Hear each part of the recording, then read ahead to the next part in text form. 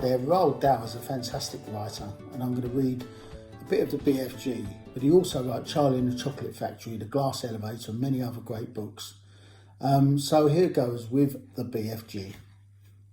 The giant picked up the trembling Sophie with one hand and carried her across the cave and put her on the table.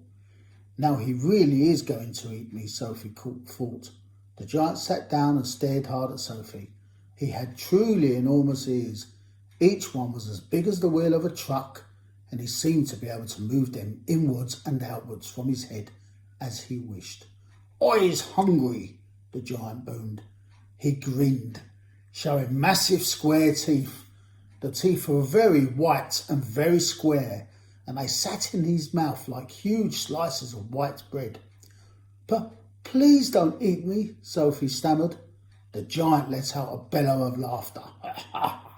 "Just because I is a giant, you think I is man-gobbling cannibal," he shouted. "You is about right, giants is all cannibally and murderful, and they does gobble up human beings. We is in giant country now. Giants is everywhere around. Out there has the famous bone cruncher giant. Bone crunching giant crunches up 2 wopsy whiffling human beings for supper every night. Noise is ear bursting. Noise of crunching bones goes crack-a-tick-crack for miles around." "Ouch," Sophie said. "Bone country giant only gobbles human beings from Turkey," the giant said.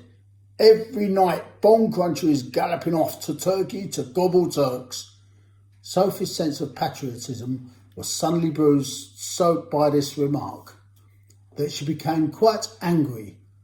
"Why Turks?" she blurted out. "What's wrong with the English?" "Bone crunching giant says Turks is tasting ever much juicier, more scrumbly umptious. Bone cruncher says Turkish human beans has a glamoury flavour. He says Turks from Turkey is tasting of Turkey." "I suppose they would," Sophie said. "Of course they would," the giant shouted. "Every human being is diddly and different. Some is scrum-diddly umptious and some is ucky slush. Greeks is all full of ucky slush. No giant is eating Greeks ever." "Why not?" Sophie asked. "Greeks from Greece is full of tasting greasy," the giant said. "I imagine that's possible too," Sophie said. She was wondering with a bit of tremble what all this talking about eating people was leading up to. Whatever happened, she simply must play along with this peculiar giant and smile at his jokes. But were they jokes? Perhaps the great brute was just working up an appetite by talking about food. "As I am saying," the giant went on, "all human beings is having different flavours. Human beings from Panama is tasting very strong of hats." "Why hats?" Sophie said.